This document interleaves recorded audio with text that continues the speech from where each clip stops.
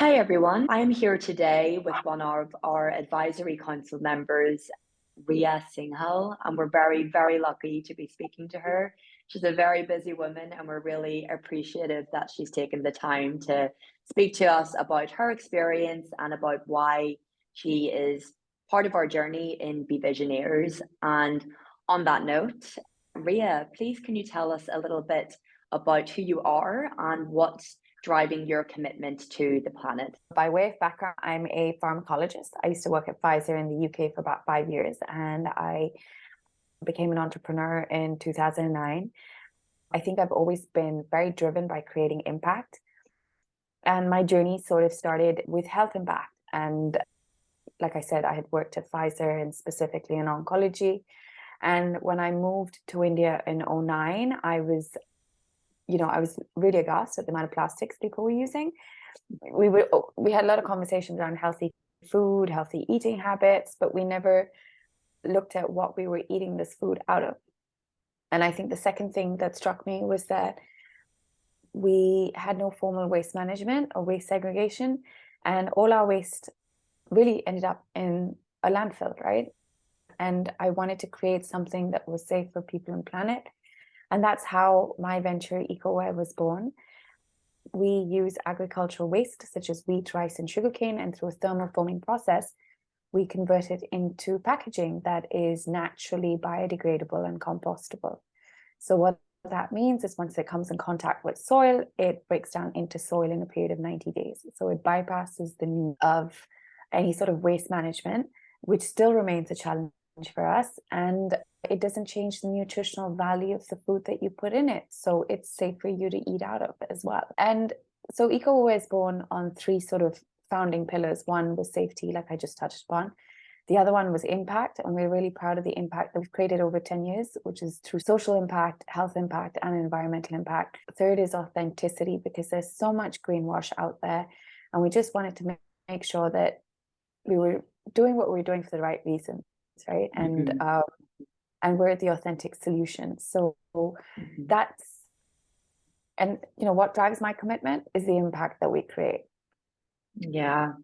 I mean, it's such a great industry to be looking into because we have so much interest in it from our fellows that are soon to be joining. And yeah, plastic is a huge environmental issue. So we're really grateful that you have such a successful organization based on tackling this problem. One thing that I found really interesting about, how you set up EcoWare in India was convincing the generational traders across India to modernize their packaging and confront their environmental impact of work. I mean, that must have been quite challenging. And I'd just love to hear a little bit more about how you convinced plastic traders to modernize. Sure. I think the resilience of being able to sell something came from my 5 years at Pfizer, to be honest. We always were, you were made to believe there was nothing like a no-see customer.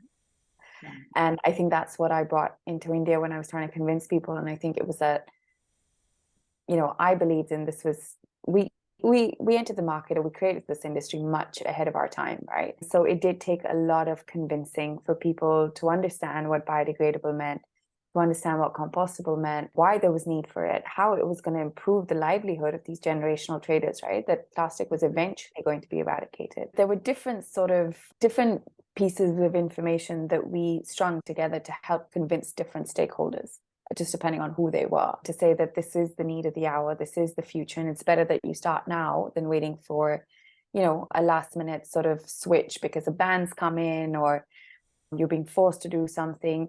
And I think, I'm a really strong believer that education and awareness has played a huge role in our success, because when someone understands why they're making the choices that they're making, those are lifelong decisions, right? That's a permanent behavior change versus a plastic ban that's kind of being forced down you. So when you look at it like that, we've spent a lot of time creating education awareness, whether it's been at a grassroots level with schools, whether it's been engaging with community, with businesses, where you're talking about the importance of ESG, you're talking about responsible ops, sustainable operations. So just depending on who the stakeholder is, I think, like I said, education and awareness is the core part of our strategy.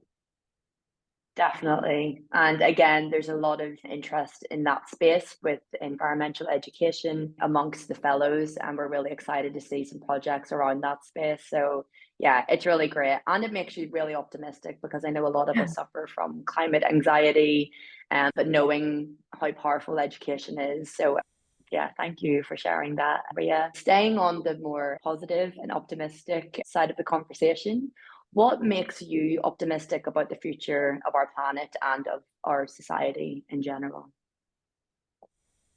So I think that there are a couple of things. I think one, we're seeing a lot more conversations start happening, whether it's your large scale business or an SME, on the importance of being sustainable. I think people are starting to recognize that sustainability is an opportunity and has to be part of sort of their present and future growth strategy, right? If you want to be around, I don't think climate change is sparing anybody. When you look at extreme weather patterns, they affect your output, your P&Ls, and people are starting to recognize that that's climate change, right? It's not like, oh, we've just had a sandstorm, or we've just had like thunder, or like, we've just had extreme heat and it's just part of like the thing. I mean, and we're seeing sort of conversations around just functioning more responsibly as a business, which is exciting. The other thing that we're really seeing is entrepreneurs, are looking at sustainability again at the core of their decision making. They're like, whatever business we want to create, we want to make sure it's sustainable. We want to make sure that we've closed the loop. We want to make sure it's circular economy, And I love that, because I think that I genuinely think entrepreneurs are like they create solutions to some of the biggest problems we face today. Because I think when the rest of the world sees a challenge, or like this oh my god sort of reaction, an entrepreneur looks at the same thing and says, they look at it very differently, right? They like, I can create a solution to this. And when they create solutions to problems that they care about, they create impact, which is really what we need. And I think since we're seeing a lot more of the next generation, and even the current generation, just want to, they're a lot more values driven, they're a lot more purpose driven. And that's what they want to align sort of their career choices to, right? Whether you're working for a large organization, or whether you are behaving like a consumer and you're looking for something to buy, or whether you're choosing to be an entrepreneur as well. And I think that's what's keeping me optimistic at the moment. Yeah, definitely. I hear you on the aligning your values with what you set out to do and what objectives and goals you want to achieve. So that's something, again, we are really looking forward to seeing from our fellows projects, and particularly learning about their backgrounds and their motivations to solving these really important problems. So now moving a little bit more onto our fellowship. Why have you committed your time and energy to supporting beVisioneers and its mission? And what motivates you about our mission and our fellowship? It's the change makers.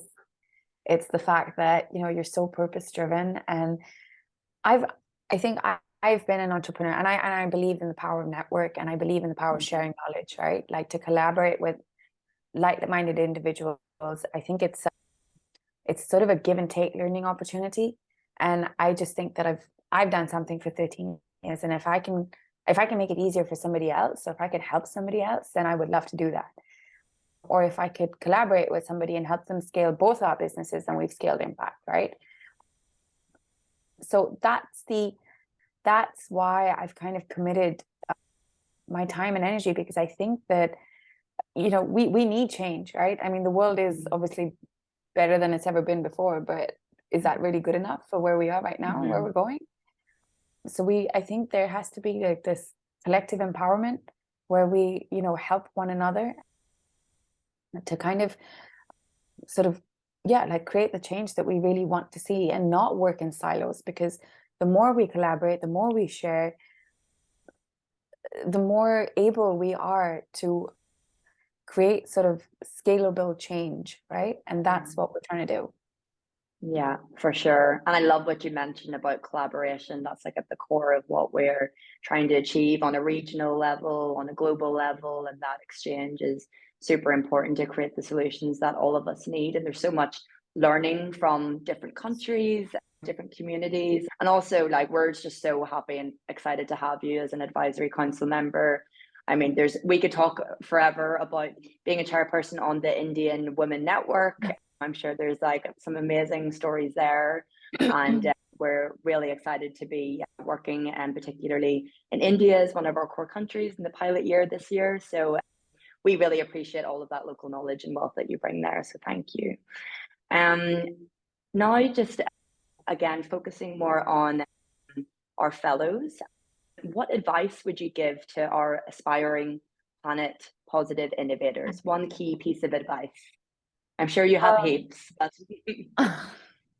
Look, I think I can only share what's worked for me, right? And I think the what's important to recognize in my journey is that we started EcoWare, like I said, much before like sort of any Clean India campaigns or awareness that was happening. We were way ahead of our time.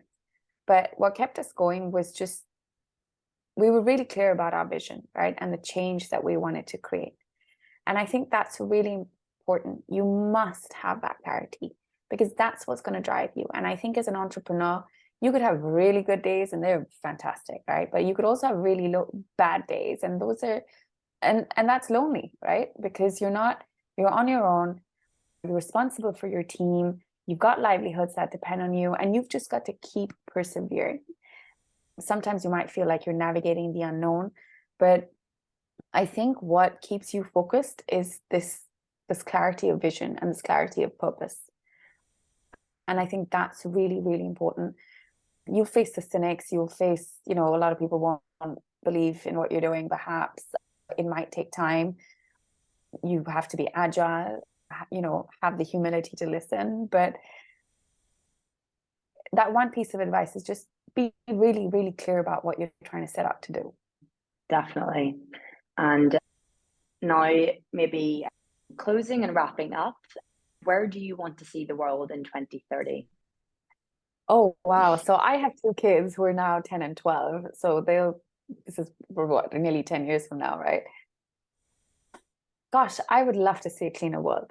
I mean, we live in New Delhi and we have, we breathe some of the most toxic air close to about 6 months of the year. And I would love to have seen us create solutions to these issues. And we've minimized the negative impacts, right? And we're tackling different things. We're not still facing the same problems. I would love to see more, sustainable businesses. I would love to see bigger businesses like operate more sustainably. There's more responsibility, there's true action, commitment to the change that we're trying to create. I would want to see more of what's happening now. Like I wouldn't want the spirit of change and purpose to I wouldn't want us to give up on that, basically. Definitely not. And that's why we're here, beVisioneers, one of many forces trying to drive that change and keep it alive. And yeah, particularly through the amazing young people that we have around the world. I hope that the cohort that you have now in 10 years will be sharing their success stories, right, with budding entrepreneurs and be part of advisory councils and be giving back as well. So yeah. For sure, that's the plan. Yeah, we can't wait. Obviously, like what this is going to look like in 10 years' time is just we're so excited for that, but also the journey towards that and how this is going to evolve and grow. Well, Rhea, we'll call it there. Thank you so much for taking the time again to speak to us from your very busy schedule. And we want to again thank you for being part of beVisioneers. And for anyone who wants to find out a little bit more about Rhea and the things that she's doing, you can look up her company EcoWare. And if anyone wants to keep on following our journey and all of the fellows that are yet to come who are addressing some of the problems and areas that Rhea and I have discussed today, it's bevisioneers.world, and keep an eye out on all of our usual channels. And thank you again, Rhea. Have a great day. Thanks, Zoe. I look forward to connecting soon.